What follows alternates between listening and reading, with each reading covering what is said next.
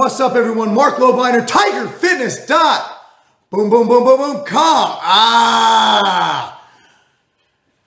It's funny I start like that when this might get some mainstream publicity, because I'm going to bring up something that I don't think anybody wants to bring up. And that's the fact that some of the reports we see of supplements might be influenced by Big Pharma and their control over the government and the media. And I'm not a conspiracy theorist. I'm one of those, I'm not a truther. I'm not one of those 9/11 was contrived guys, even though I don't rule out anything, but you're not going to see me beating the conspiracy bandwagon ever. It's not my thing. This time I'm I got an article emailed to me. I actually read this the other day. It was in Yahoo News, published 18 hours ago.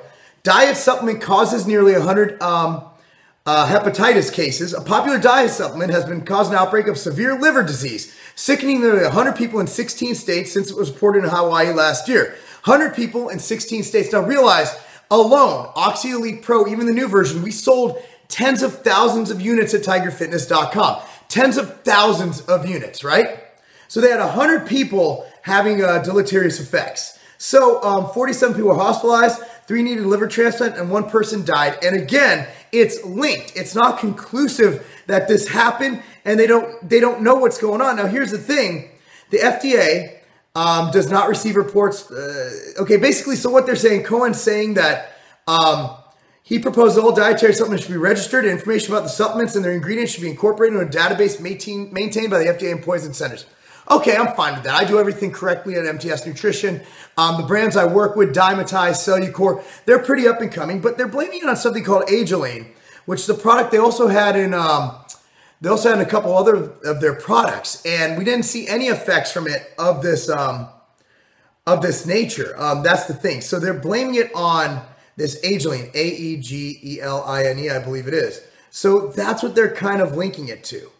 And I'm just looking at this, I'm rereading it, and then I noticed, and I did a couple searches, and I go and I find a story published in the Daily Mail in the UK. Popular slimming aid can lead to liver and kidney damage and limit effectiveness of anti-cancer drugs. This is Ally, Orlistat, 60 milligram capsules, 90 capsule. The FDA has approved this for fat loss. It's approved by the FDA. So the FDA knows what's going on. However, it's an actual study. Rhode Island University's professor Bing-Fang Yan, who led the study, has said there has been a drastic increase in toxicity among people using Ally since it was available over the counter. This is a guy who's a scientist who participated in a study.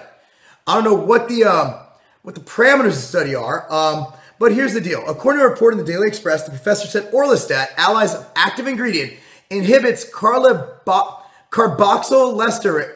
Patrick Arnold helped me here. 2, an enzyme he said that works to detoxify the liver. When the activity of this enzyme drops in those organs, toxicity increases or the efficacy of some drugs is altered. So it alters the efficacy of other treatments people are getting. So people go to the doctor for fat loss. These people probably have cholesterol issues, heart issues, and a bunch of other issues. So not only can it lead to liver and kidney damage, it also limits the effectiveness of anti-cancer drugs. And if you're a fat ass going to the doctor to get help and you're not doing it on your own, like a lot of people are taking OxyElite, you're also taking other pills, which is going to lead, of course, to those not working as well. So not only are you damaging your liver, but you're also making everything else work less, thus contributing to overall worse health. And this is out of a paper in the UK, not in the US. The US barely covered this.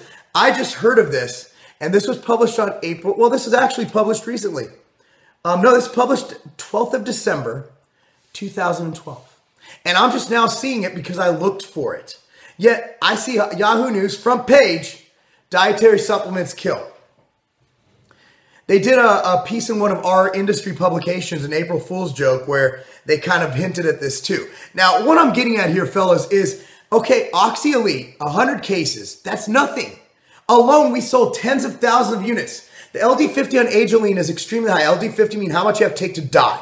Essentially, it's an extremely benign substance, in my opinion. I'm not going to accuse it of being anything it shouldn't be. And it is DSHEA compliant, which is our Bible, so to speak, as we know it, for developing supplements to be safe. That's why pro steroids are not legal, because they're not DSHEA compliant. So What I'm getting at here, guys, is look, don't always believe what the media says. They're liars, they're cheats, they're fucking boneheads, and they're in the pocket of people who have money. They're literally helping to lobby for these causes. Okay, Big Pharma is not only lobbying government and getting money in their pockets, Big Pharma is influencing the media to print shit like this so they can put what they did, which is basically kill people with Ally.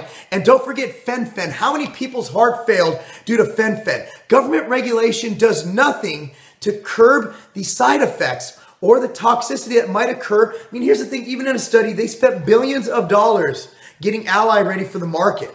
And they couldn't figure out that if you inhibit this enzyme, it's going to fucking kill you or at least help have bad health. It's fucking ridiculous. So instead, what do?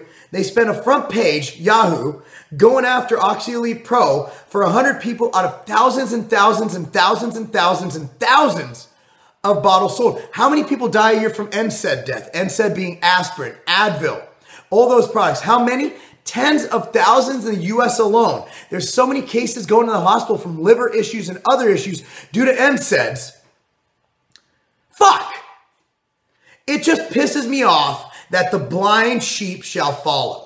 And we just look at these reports and take them at face value. All it took was this quick search to find out that when you do have the government regulate drugs, that's what you get. You want government regulation? How are we doing right now? How's our government doing? It's fucked up. The more regulation we get, the more fucked up we get. What we need is self-policing.